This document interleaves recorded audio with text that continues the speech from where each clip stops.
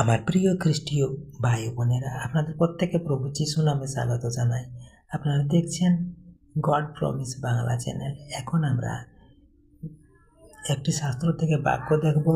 বাক্যটি নেওয়া হয়েছে গীত সংহিতা 1 পদ।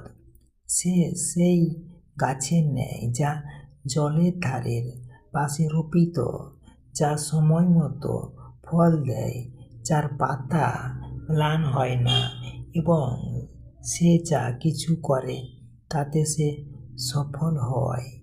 আমেন।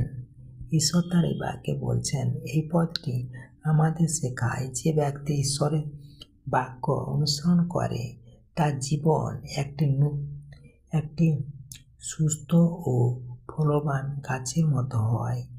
এখানে গাছ দ্বারা বোঝানো হয়েছে একটি দৃঢ় ও স্থির জীবন, ঈশ্বরের উপর নির্ভরশীলতা, আত্মিক বৃদ্ধি।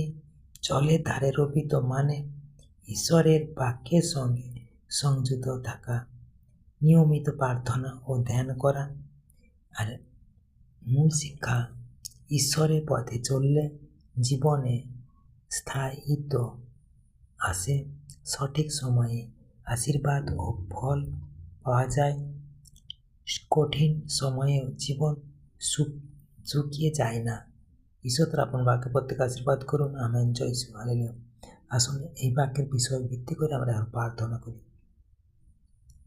হে স্বর্গীয় পিতা, তোমার পবিত্র বাক্যের জন্য তোমাকে ধন্যবাদ।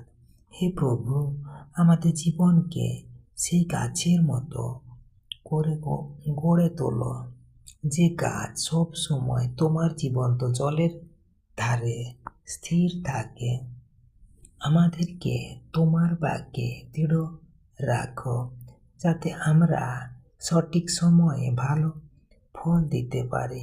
হে ঈশ্বর, যেন কোনো কষ্ট বা সমস্যায় আমরা দুর্বল না হয়ে পড়ি, বরং তোমার শক্তিতে দৃঢ় থাকতে পারি। আমাদের জীবনে তোমার আশীর্বাদ প্রবাহিত হোক, এবং আমরা যা কিছু করি তাতে তোমার মহিমা প্রকাশ পাক।